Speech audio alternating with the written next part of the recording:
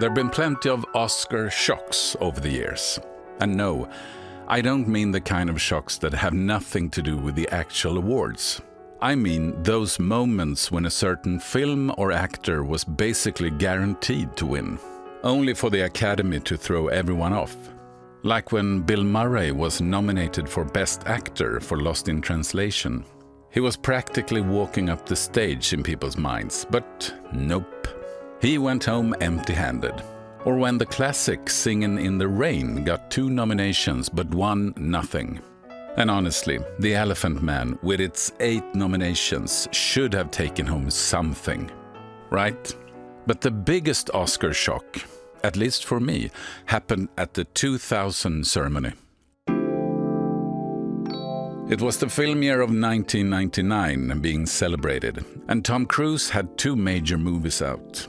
First, Stanley Kubrick's Eyes Wide Shut, a film that didn't get a single nomination, which is strange in itself. But the real shocker was the snub in his other movie, Paul Thomas Anderson's Magnolia. Tom Cruise was nominated for Best Supporting Actor for his performance as Frank T.J Mackey.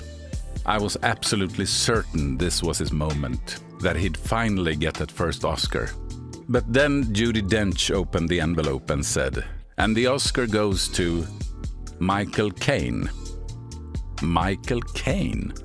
Now, don't get me wrong, I love Michael Caine. He's a legend.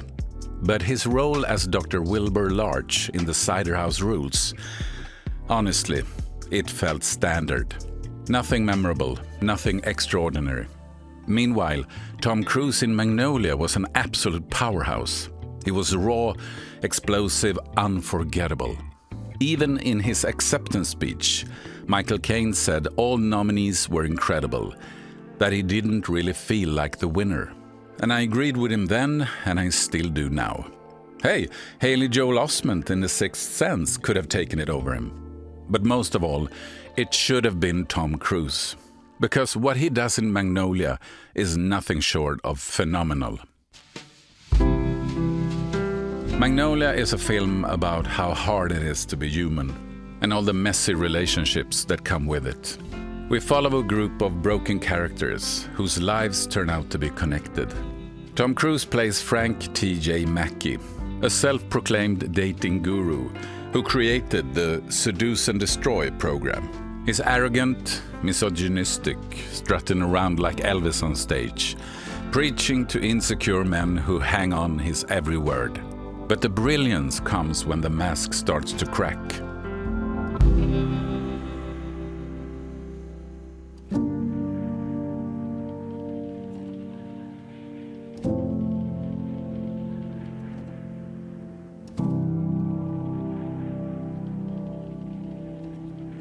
Right after one of his big seminars, Frank does a TV interview. At first, he's playful, charming, quick with the answers. But then, the journalist digs deeper. She's done her homework. And suddenly, Frank's cornered. Tom Cruise's intensity in that scene is terrifying and magnetic at the same time. You can't look away. And then he gets a phone call. His father is dying. That's when the character begins to unravel. And Tom Cruise plays it with so much restraint, yet so much power. And then, the scene.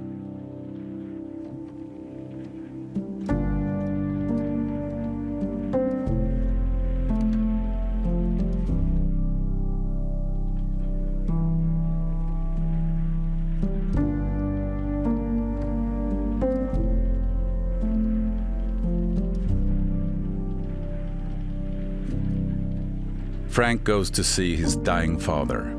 At first, he's mocking, cruel, throwing insults like daggers. But slowly, the pain surfaces. The tough facade slips away, and we see the wounded child underneath.